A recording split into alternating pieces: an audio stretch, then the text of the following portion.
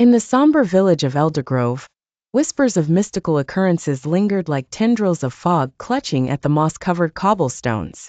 The villagers, wary and curious, cast furtive glances towards the towering forest that loomed at the edge of their existence.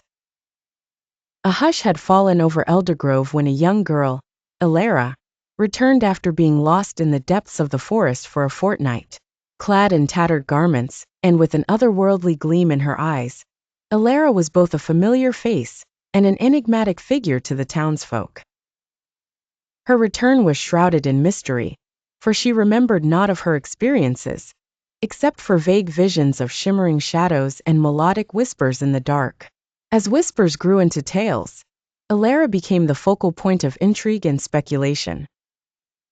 Her once uninhibited laughter had given way to quiet contemplation, as she tried to fit the fragmented pieces of her memory together. The elders were particularly concerned, for legends spoke of the Shadow Realm, an ancient domain within the forest. It wasn't long before Elara began experiencing dreams that transcended the line between sleep and wakefulness.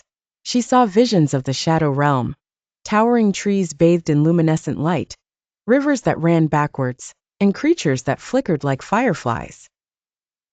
Driven by an inexplicable pull towards the forest, Elara confided in her closest friend, a young blacksmith named Jorn. With the forge's heat reflected in his steely resolve, Jorn vowed to accompany Elara in unraveling the mystery of her disappearance. On the morrow, as dawn's first light touched the village, Elara and Jorn ventured into the forest. Their journey was fraught with the whispering of wind-blown leaves and the steady watch of unseen eyes. With each step, the shadows seemed to gather. As the sun dipped below the horizon, the forest transformed. Paths shifted, and familiar landmarks vanished as if swallowed by the forest itself. But Elara felt no fear. Instead, an invigorating sense of belonging enveloped her. In a moonlit glade, the air thick with anticipation, the pair finally encountered the heart of the Shadow Realm. The air shimmered, and shadows danced with an ancient rhythm. It was here that Elara felt a connection, an understanding. The shadows were more than mere darkness. They were a force, a part of her now awakened.